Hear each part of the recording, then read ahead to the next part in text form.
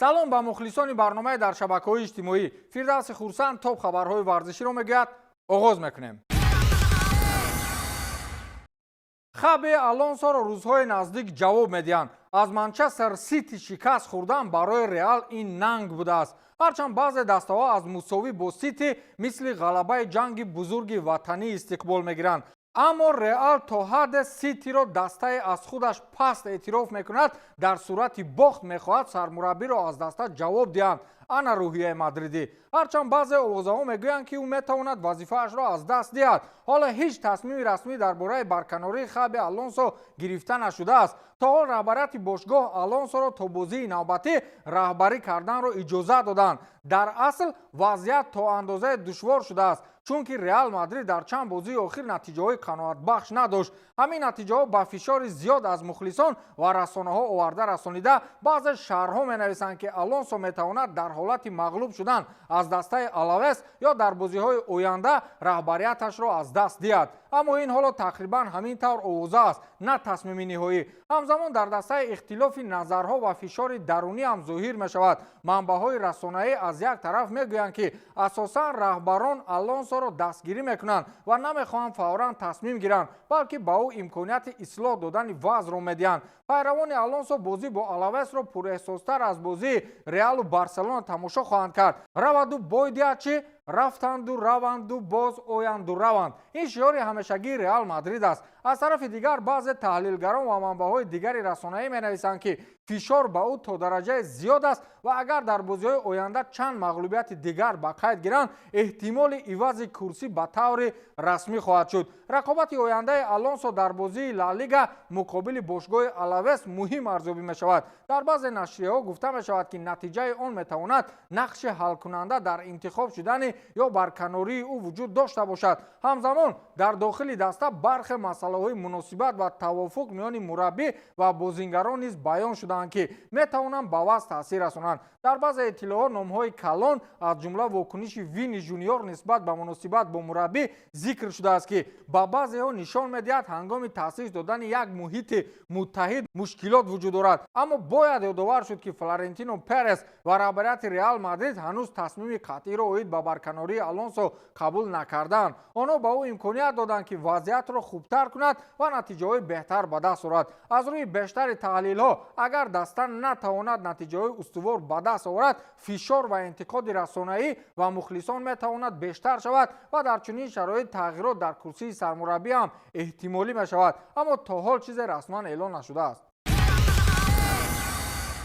дар шаҳри Дубаи Амороти Муттаҳидаи Араб чемпионати ҷаҳон оид ба бокс идома дорад ва рақобатҳо то ба марҳилаи финалӣ расиданд. дар рӯзи ҳаштуми мусобиқа Акмал Убайдов аз Тоҷикистон ба гирифтани медали биринҷӣ шарафёб гардид ва Хусравхон Раҳимов ба финал баромад. бори нахуст роҳ ёфтани мушзани тоҷик Хусравхон Раҳимов ба финали қаҳрамонии бокси ҷаҳон барои варзиши Тоҷикистон падидаи нодир аст. мушзани ҷавони тоҷик Хусравхон Раҳимов дар марҳилаи нимниҳоӣ бо қарори якдилонаи доварон бо ҳисоби 5-0 ғалабаро бар Хуҷаназар Нортоҷиев аз Ӯзбекистон ба даст оварда ба финал баромад ва исмашро дар таърихи бокси тоҷик навишта кард. ҳамин тавр Раҳимови 23 сола аввалин мушзани тоҷик аст ки ба финали чемпионати ҷаҳон роҳ ёфт. дар финал Раҳимов бо намояндаи Қазоқистон Оразбек Асилқулов рақобат мекунад. маъриди зикр аст ки нахустин мушзани тоҷике ки 2 бор унвони қаҳрамонии бокси ҷаҳонро дарёфт кардааст Раҳимкул Малахбеков мебошад, вале ӯ аз Русия намояндагӣ мекард. ҳамчунин мушзани дигари тоҷик Рустамхоҷа Назиров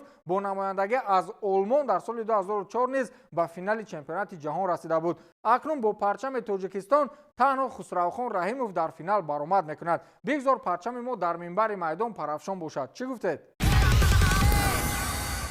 ҳамлагари мисрии дастаи Ливерпул Муҳаммад Салоҳ аз раҳбарияти даста норозӣ аст, зеро ба бозингари нави тим Флориан Виртс мақоми ояндаи клуб дода шуд. дар ин бора нашрияи Билд хабар додааст. нимиятгари ҳуҷумкори олмонӣ тобистони гузашта аз Байер Ливеркузен ба дастаи Ливерпул пайваст ва гаронтарин хариди таърихии мерсисайдиҳо гардид. ёдовар мешавем ки Салоҳ аз тобистони соли 2017 дар ҳайати Ливерпул бозӣ мекунад. дар ин муддат Салоҳ бо Ливерпул ғолиби Премер-лигаи Англия, Лигаи чемпионот, ҷоми ҷаҳонии бошгоҳҳо ва дигар ҷоизаҳоро ба даст овардааст. قرارداد حملهگر مصری با لیورپول تا تابستان سال 2027 اعتبار دارد. مورد به ذکر است که قبلا صلاح از مناسبت سردش با سرمربی تیم آرن سلوت حرف زده بود. این هم در حالی بود که سرمربی در 3 بازی پای هم صلاح را در ذخیره نگاه داشت و با میدان نبرآورد. در بازی دور ششم مرحله عمومی لیگ چمپیونها ضد اینتر حملهگر مصری با هیئت دسته به شهر میلان ایتالیا سفر نکرد. این قرار را رهبریت و سرمربی آرن سلوت قبول کردند. لیورپول به صلاح با حساب 1-0 اینتر را شکست داد. امروز هم از آرن سلوت پرسیدند که در بازی نوبتی محمد به میدان میبراید. او گفته است که من این شام با صلاح قرار است صحبت 1-1 داشته باشیم. آنجا همه چی نقطه گذاشته می شود. از این برمیآید که این شب معلوم خواهد شد که صلاح راه خود را در لیورپول ادامه میدهد یا میرود به سوی قبچه های پر از دلار که او را در عربستان انتظارند. اوازها درباره آنکه آردا گیولر میتواند جایگزین محمد صلاح در لیورپول شود در رسانه‌های اروپایی روز تا روز بیشتر پهن میشوند. در شرایطی که آینده صلاح در باشگاه نامعلومی‌ها دارد و احتمال گذارش او به عربستان سعودی یا باشگاه‌های دیگر زیاد میشود، رهبریت لیورپول جستجوی آلترناتیوی مناسب را آغاز کرده است. در دایره این جستجو نامزد جدی که از همه بیشتر ذکر میشود این آردا گیولر بازیگر جوان و ایجادکار از باشگاه رئال مادرید میباشد. گیولر که تا سال 2029 با رئال شرطنامه دارد، در موسم گذشته توانست خود را همچون بازیگر دارای تکنیکای نازک، اسلوب و قابلیت حل کردن بازی نشان دهد. با گفته‌های رسانه‌های انگلیسی لیورپول او را همچون جایگزین احتمالی صلاح می‌بینند، زیرا حرکت و تلاش‌های گیولر می‌تواند در سیستم تاکتیکی آرن سلوت با آسانی جای بگیرد. از همه مهم اونیورسالی بودن او، قابلیت بازی کردن در حمله و مرکز حمله‌گر این انتخاب او را برای باشگاه جالب‌تر می‌کند. با وجود این تا این دم هیچ نشانه از آن نیست که رئال مادرید آماده فروختن گیولر باشد. باشگاه آردا را همچون لایحه درازمدت می‌بیند و بر رشد او تکیه می‌کند. از این رو تمام گفتگوها در مورد گزارش احتمالی حالا تنها در سطح اوازها باقی ماندند. در هر صورت اگر صلاح در حقیقت از لیورپول رود، آردا گیولر میتواند یکی از نامزدهای جدی برای پر کردن خولگی او باشد. خولگی که پر کردنش کاری آسان است.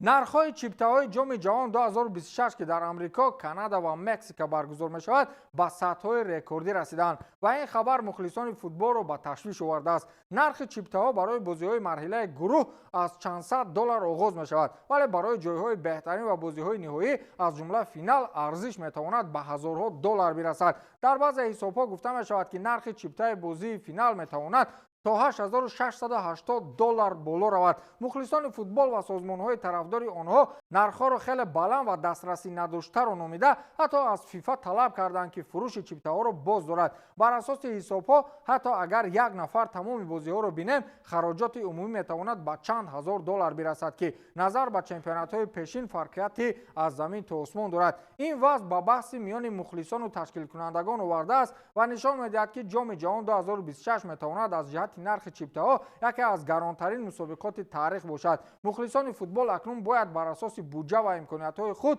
به خرید چیپته‌ها قرار قبول کنند و امیدوار باشند که تجربه بازدید از چمپیونات همگی ارزشمند و خاطرمحو خواهد بود. و همین تمام، تا دیدار نوبتی، خیر.